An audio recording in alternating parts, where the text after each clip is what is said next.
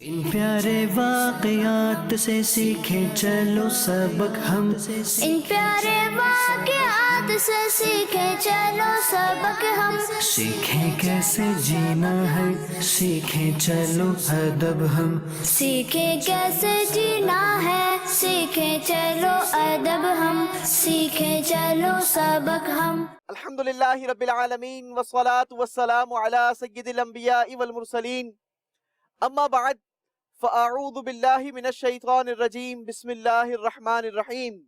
الصلاة والسلام علیک یا رسول اللہ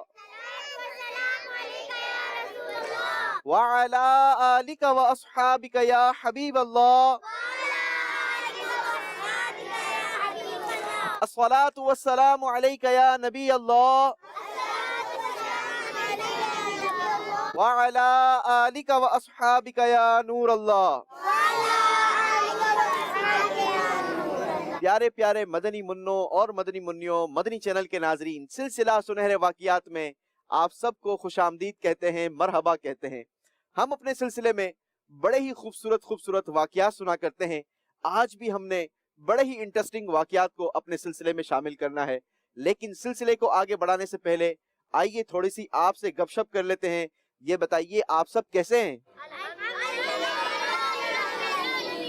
اچھا جناب، ماشاءاللہ۔ چلیں جی، ہم بھی اللہ سے دعا کرتے ہیں کہ اللہ تبارک و تعالی آپ کو ہنستا، مسکراتا، کھلتا، کھلکھلاتا رکھے۔ آئیے ہم اپنے سلسلے میں پیارے پیارے آقا صلی اللہ تعالی علیہ وسلم پر درود پاک پڑھنے کی ایک بڑی ہی خوبصورت فضیلت شامل کرتے ہیں، اور فضیلت کتنی خوبصورت ہے یہ تو آپ کو سن کر اندازہ ہوگا۔ آئیے میں آپ کو سناتا ہوں۔ ہمارے پیارے پیارے آقا صلی اللہ تعالی علیہ وسلم کے فرمان کا مضمون ہے کہ جو شخص مجھ پر ایک مرتبہ درود پاک پڑھتا ہے، اللہ تبارک و تعالی اس کو ایک قرات اجر عطا فرماتا ہے۔ یوسف بھائی، یہ قرات کیا ہوتا ہے؟ اچھا، قرات کیا ہوتا ہے؟ ہاں، یہ تو آپ آگے حدیث مبارکہ کا پورا مضمون سنیں گے تو پتہ چلے گا نا ہمیں کہ قرات کیا ہوتا ہے۔ پیارے آقا صلی اللہ تعالی علیہ وسلم کی جو حدیث مبارکہ میں آپ کو سنا رہا تھا، تو ہمارے پیارے آقا صلی اللہ تعالی علیہ وسلم کے فرمان کا مضمون ہے کہ جو مجھ پر ایک مرتبہ درود پاک پڑھتا ہے اسے ایک قرات اجر دیا جاتا ہے، اور قرات احد پہاڑ کے برابر ہے۔ احد پہاڑ بہت بڑا ہے، تو کوئی ایک بار درود پاک پڑھتا ہے تو گویا اسے احد پہاڑ کے برابر اجر ملتا ہے۔ تو اب ہمیں تو بار بار درود پاک پڑھنا چاہیے۔ آؤ مل کر درود پاک پڑھتے ہیں۔ صلو علی الحبیب صلی اللہ تعالی علی محمد صلی اللہ علیہ وسلم۔ اچھا، مجھے یہ کون بتائے گا کہ احد پہاڑ کے پاس ایک زبردست قسم کا واقعہ ہوا تھا، وہ واقعہ کیا تھا؟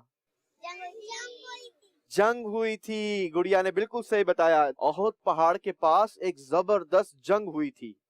آج میں نے آپ کو اس جنگ کے بارے میں بتانا ہے، لیکن پہلے مجھے یہ بتائیں کہ ہم نے اپنے پچھلے سلسلے میں کیا سنا تھا؟ کون سی جنگ کے بارے میں سنا تھا اور وہاں پر کیا ماجرا ہوا تھا؟ کون بتائے گا؟ آپ بتائیں گی؟ چلے بتائیں، کیا ہوا تھا بھائی؟ جنگ بدر میں کفار کے سرداروں کو قتل کیا گیا تھا، اور جو قیدی تھے ان سے فدیہ لے کے ان کو آزاد کر دیا تھا۔ ہاں، جنگ بدر میں کفار کے بڑے بڑے سرداروں کو قتل کر دیا گیا تھا، کفار کو قیدی کر لیا گیا تھا۔ اب جب یہ خبر مکہ المکرمہ پہنچی نا، مکے کے کفاروں کے گھر پر جب یہ خبر پہنچی تو وہاں پر تو کوہرام مچ گیا، رونا دھونا شروع ہو گیا، ہر طرف شور شروع ہو گیا۔ ابو سفیان نے جب یہ دیکھا کہ کفار مکہ میں تو ایک زبردست قسم کا کوہرام برپا ہو گیا ہے اور لوگ دھاڑے مار مار کر رو رہے ہیں، اپنے عزیزوں کو، قتل ہونے والے لوگوں کو یاد کر رہے ہیں، تو ابو سفیان نے سب سے کہا، خبردار، کوئی روئے گا نہیں۔ اگر یہ ہمارا رونا دھونا مسلمانوں نے دیکھا تو مسلمان تو بہت خوش ہو جائیں گے، لہٰذا خبردار، کوئی بھی نہیں روئے گا۔ ابو سفیان نے یہ پابندی لگا دی، لیکن ظاہر ہے کہ جن کے لوگ قتل کیے گئے ہوں، جن کے لوگ مرے ہوں، ان کو تو دل میں تکلیف ہوگی نا۔ ایک دن کیا ہوا کہ امیہ کا بیٹا صفوان اور عمیر یہ حتیم کعبہ میں بیٹھے ہوئے تھے۔ حتیم کعبہ پتہ ہے کس کو کہتے ہیں؟ کعبہ کی وہ جگہ جس کے اندر اگر نماز پڑھی جائے تو وہ عین کعبہ۔ آپ نے کعبے کے پاس ایک ہاف سرکل بنا ہوا دیکھا ہے؟ یہ دیکھیے، اسے کہتے ہیں حتیم۔ حتیم میں صفوان اور عمیر یہ بیٹھے ہوئے تھے، دونوں آپس میں گفتگو کرنے لگے. صفوان کہنے لگا کہ اے عمیر، میرا باپ اور دوسرے مکے کے بڑے بڑے سرداروں کے قتل ہونے کی وجہ سے میرا دل تو ٹکڑے ٹکڑے ہوتا چلا جا رہا ہے، مجھے تو بڑا غصہ آ رہا ہے. عمیر نے کہا کہ میرا بھی یہی حال ہے، میرے بیٹے کو بھی مسلمانوں نے کیچ کر لیا ہے، مسلمانوں نے گرفتار کر لیا ہے. یقین جانو اگر مجھ پر قرضہ نہ ہوتا اور مجھے اپنے دوسرے بچوں کی فکر نہ ہوتی تو میں ابھی ایک تیز گھوڑے پر جاتا اور مدینے پہنچ کر وہاں پر محمد عربی کو ابھی ابھی معاذ اللہ قتل کر دیتا.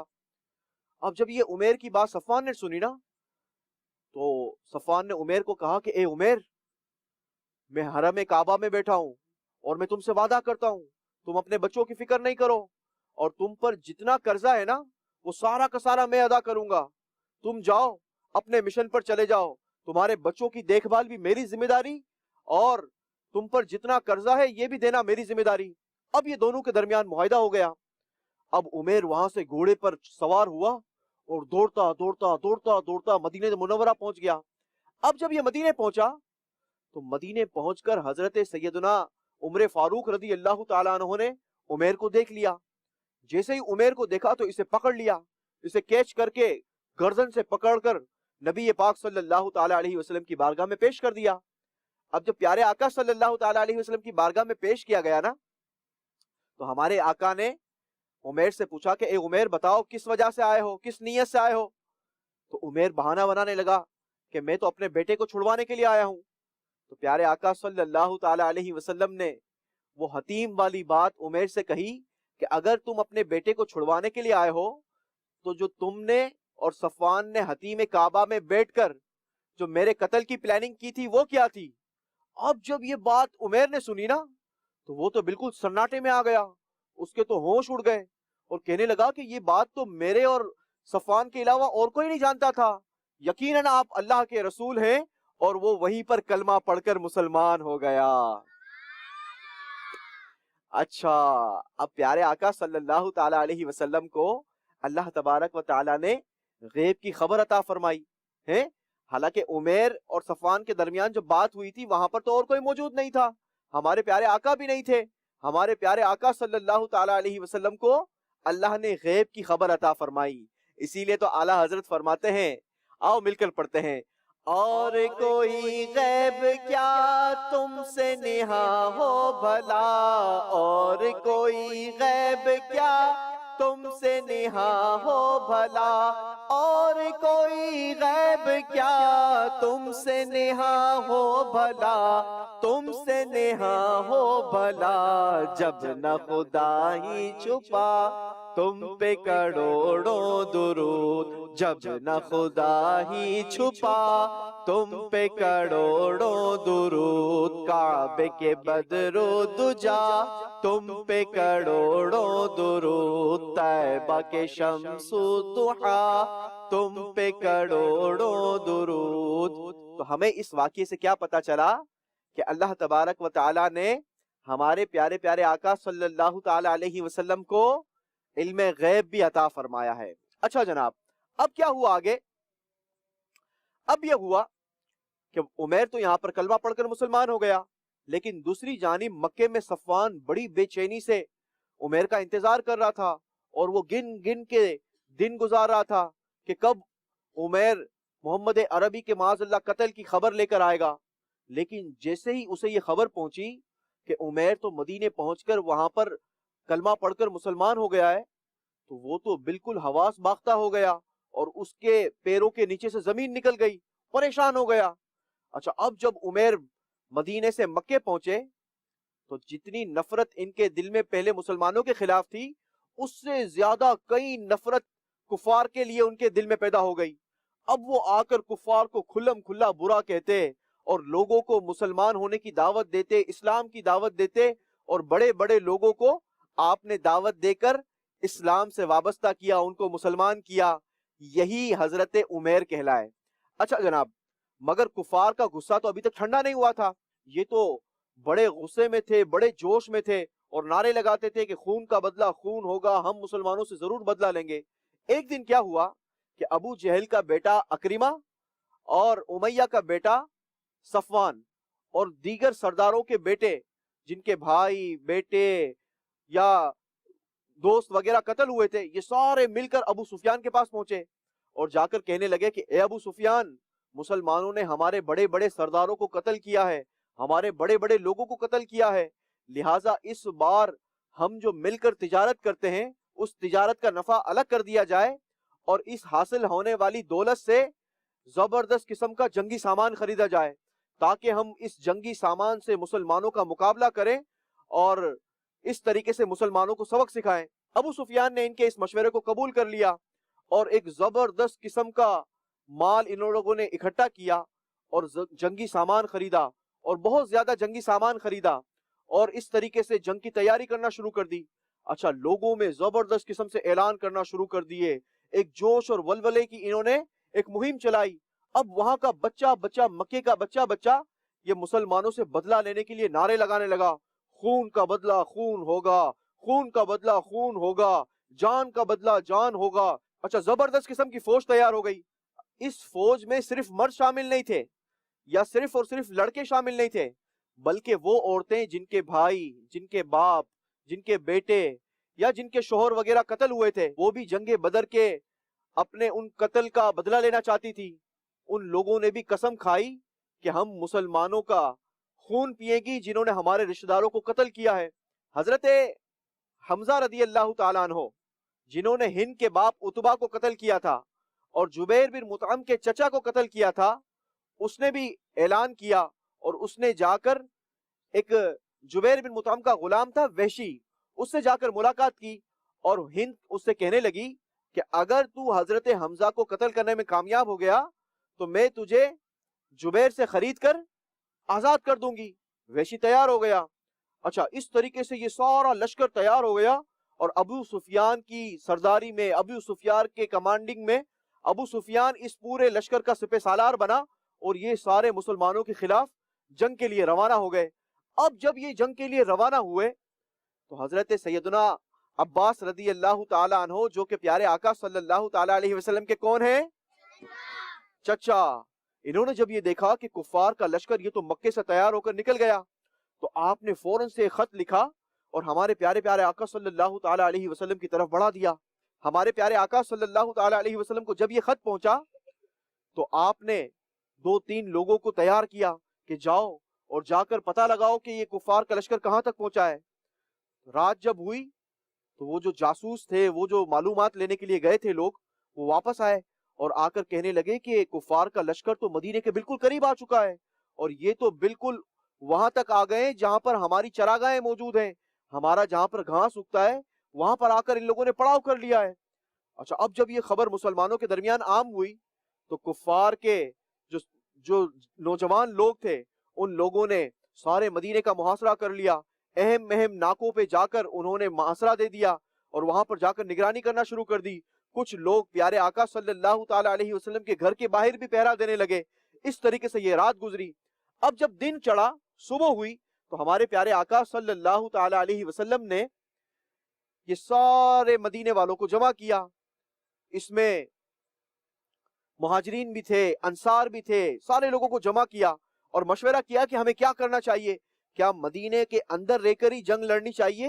مگر جو نوجوان تھے جنہوں نے جنگ بدر میں حصہ نہیں لیا تھا اور ان کا گرم خون تھا، انہوں نے مشورہ دیا کہ نہیں، ہم تو کھلے میدان میں جا کر کھلا کفار سے جنگ لڑیں گے۔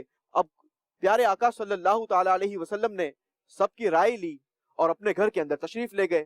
ہمارے پیارے آقا صلی اللہ تعالی علیہ وسلم جب جنگی لباس پہن کر باہر تشریف لائے تو اسی دوران پیچھے موجود لوگوں نے آپس میں مشورہ کر لیا کہ ہم مدینے کے اندر رہ کر یہ کفار کا مقابلہ کریں گے۔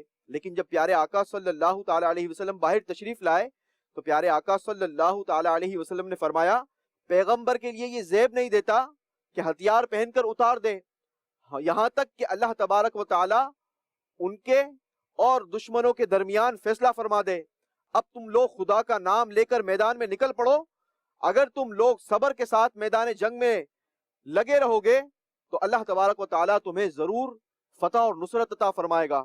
اب پیارے آقا صلی اللہ تعالی علیہ وسلم کے اس فرمان پر 1000 کا لشکر تیار ہو گیا۔ اب جب یہ سارا لشکر باہر نکلا نا تو ابھی یہ تھوڑا سا دور پہنچے تھے کہ ایک اور سامنے سے لشکر آتا ہوا دکھائی دیا۔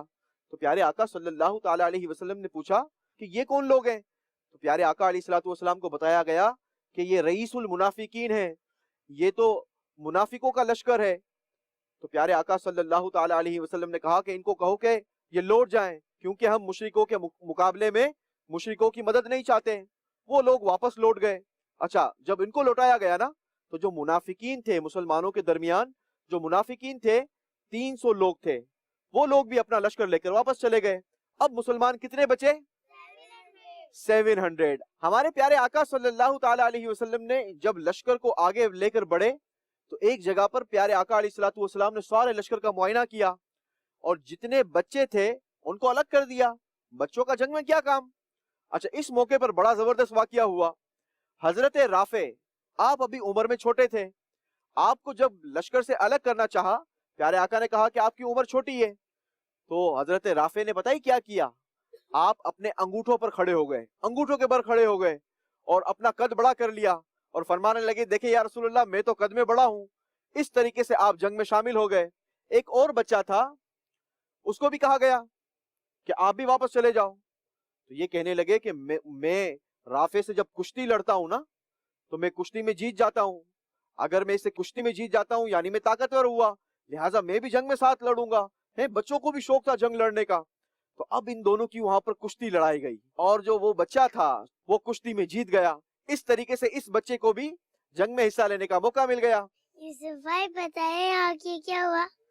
ہاں، آگے کیا ہوا بیٹا، اس کے لیے آپ کو اگلے سلسلے کا انتظار کرنا ہوگا، کیونکہ ابھی تو میں نے آپ کا سیگمنٹ بھی تو کرنا ہے نا، کرنا ہے نا سیگمنٹ۔ کیا نام ہے ہمارے سیگمنٹ کا؟ سوالات کا خزانہ۔ تو آپ سب سوالات کا خزانہ تلاش کرنے کے لیے ریڈی ہیں؟ ٹھیک ہے جی، کسی کو دھکا نہ لگے اور درود پاک پڑھتے ہوئے جائیں گے اور بڑے ہی اہتمام کے ساتھ جائیں گے اور بڑے ہی اچھے انداز کے ساتھ جائیں گے بیٹا، ٹھیک ہے؟ کسی کو دھکا نہ لگے، کوئی گرے گا نہیں۔ آپ کا ٹائم شروع ہوتا ہے اب۔ جلدی بھاگے، جلدی جلدی جلدی جلدی، آپ نے نہیں جانا بھائی، جلدی جلدی باکس تلاش کر کے لاؤ۔ ان پیارے واقعات سے سیکھیں چلو سبق جلدی ہم، تلاش کریں بھائی، ان پیارے شاباش، واقعات سے سیکھیں چلو سبق ہم، دھیان سے کیسے جینا ہے، جلدی تلاش کریں، جلدی تلاش کریں۔ ادب ہم، اس طرف ہے بیٹا، اس طرف جلدی کریں، شاباش۔ ارے بیٹا اس کے اندر نہیں جاتے، اس کے اندر نہیں جائے گا کوئی بھی، اس کے اندر نہیں جاتے، دھیان سے، شاباش۔ ارے ماشاءاللہ، آ جاؤ، شاباش، آگے آ جاؤ، ویری گڈ ویری گڈ۔ ہم کو تو سارے عالیہ سے پیار ہے، جلدی، شاباش، درود پاک پڑھیں، جلدی ملے گا۔ جن کو سوالات کے خزانے کی چابی مل جائے وہ میرے قریب آ جائے۔ ویری گڈ، شاباش، درود پاک پڑھیں گے، درود پاک پڑھ کر تلاش کریں، جلدی ملے گا۔ دھیان سے بیٹا، گرنا نہیں ہے۔ جینا ہے، سیکھیں چلو ادب ہم، سیکھیں چلو سبق شاباش۔ ہم، ہم کو تو سارے ارے ماشاءاللہ، مدنی منع کو بھی مل گیا، ویری گڈ۔ جلدی بھائی، 8 7 6 5 4 3 2 1 چلیں جی، شاباش۔ اپنا بیڑا پار ہے، ان پیارے واقعات سے سیکھیں چلو سبق ہم۔ سوالات کے خزانے میں کامیابی حاصل کرنے والے مدنی منع اور مدنی منیا ہمارے پاس آ چکے ہیں اور باقی سارے بچے اپنی اپنی جگہوں پر پہنچ چکے ہیں۔ آئیے بڑھتے ہیں اپنی پہلی مدنی منع کی جانب۔ اپنا نام بتائیں گی بیٹا؟ ام ایمن۔ ام ایمن، یہ بتائیے سوالات کے خزانے کی تلاش میں کون سے کلر کی چابی نکال کے لائی ہو؟ Light blue. اچھا جی، چلے تو پھر دکھائیے آپ کی چابی، ہم کھول دیتے ہیں آپ کا باکس۔ آپ کا تو ہاتھ نہیں پہنچے گا، یہ باکس بھی میرے ہاتھ میں دیجیے اور یہ آپ مائک پکڑ لیجیے، ٹھیک ہے؟ چلیں جی، بسم اللہ کر کے ہم ام ایمن کے لیے یہ باکس کھولتے ہیں اور دیکھتے ہیں کہ ام ایمن کے لیے کیا تحفہ نکلتا ہے۔ کیا تحفہ نکلا ہے ام ایمن؟ ہم کو تو سارے عالیہ سے پیار ہے، انشاءاللہ لنچ باکس اور گلیٹرز۔ لنچ باکس اور گلیٹرز پین، ویری گڈ۔ آپ نے یہ بتانا ہے جنگ بدر میں کفار کے قتل کی اطلاع جب مکے پہنچی تو وہاں پر کیا ہوا؟ رونا دھونا آ گیا،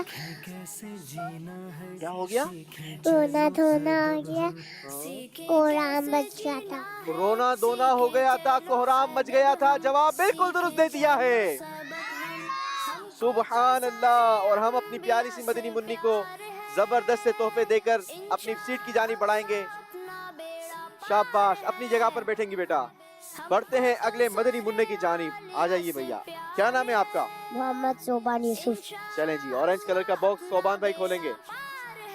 بسم اللہ پڑھ کر کھولیں، دیکھیں کیا تحفہ نکلتا ہے آپ کے لیے۔ بسم اللہ الرحمن الرحیم۔ چلیں جی، دکھائیے کیا تحفے نکل آئے ہیں جی، کیا تحفے نکلے ہیں؟ میگنیٹ نمبرز اور کیا نکلا ہے؟ اور مارکرز میں۔ اچھا جی، میگنیٹ نومیرل نمبرز بھی نکل آئے ہیں، اور زبردست قسم کے مارکر بھی نکل آئے ہیں، اور سوال بھی نکل آیا ہے۔ ٹھیک ہے، آپ نے ہمیں سوال کا جواب دینا ہے۔ آپ نے یہ بتانا ہے کہ عمیر نے کہاں پر بیٹھ کر نبی پاک صلی اللہ تعالی علیہ وسلم کے قتل کی پلاننگ کی تھی؟ حتیم میں۔ حتیم میں بیٹھ کر نبی پاک صلی اللہ تعالی علیہ وسلم کے قتل کی سازش کی تھی۔ کیا ان کا جواب درست ہے؟ چلیں جی، جواب درست ہے تو پھر تحفہ بھی دے دیتے ہیں۔ چلیں جی، صوبان بھائی کا جواب بالکل درست ہے۔ اپنا نام بتائیں گے؟ محمد مزمل۔ محمد مزمل، کس کلر کی چابی تلاش کر کے لائے ہو؟ یلو۔ یلو کلر کی چابی۔ چلیں تو پھر یلو کلر کا باکس کھولیے، یہ باکس اوپر رکھ دیں گے۔ شاباش۔ چلیں جی، کیا کیا تحفے نکلے ہیں ذرا یہ ہمیں بتائیے۔ واٹر کلر پینٹنگ اور رائٹنگ ٹرے، ٹھیک ہے، لیکن یہ آپ کو اتنی آسانی سے نہیں ملے گا، اس کے لیے آپ کو سوال کا جواب بھی دینا ہوگا۔ آپ ریڈی ہیں؟ اچھا جی، حضرت حمزہ رضی اللہ تعالیٰ عنہ کے قتل کے لیے کس نے کس کو ٹاسک دیا تھا؟ تھوڑا سا ڈیفیکلٹ کوسچن آ گیا ہے۔ ہند نے زبیر کے غلام وحشی کو ٹاسک دیا۔ ہند نے زبیر کے غلام وحشی کو ٹاسک دیا تھا، جواب درست دے دیا ہے۔ سبحان اللہ، ہم اپنے مدنی منع کو زبردست قسم کے تحفے پیش کریں گے۔ اپنی جگہ پر بیٹھیں گے بیٹا، آخری مدنی منع کی جانب۔ ماشاءاللہ، آگے آ جائیے، اپنا نام بتائیں گے؟ عبدالہادی۔ عبدالہادی بھائی کس کلر کی چابی تلاش کر کے لائے ہیں؟ گرین۔ گرین کلر کی۔ چلیں تو پھر بسم اللہ کر کے گرین کلر کا باکس کھولیے۔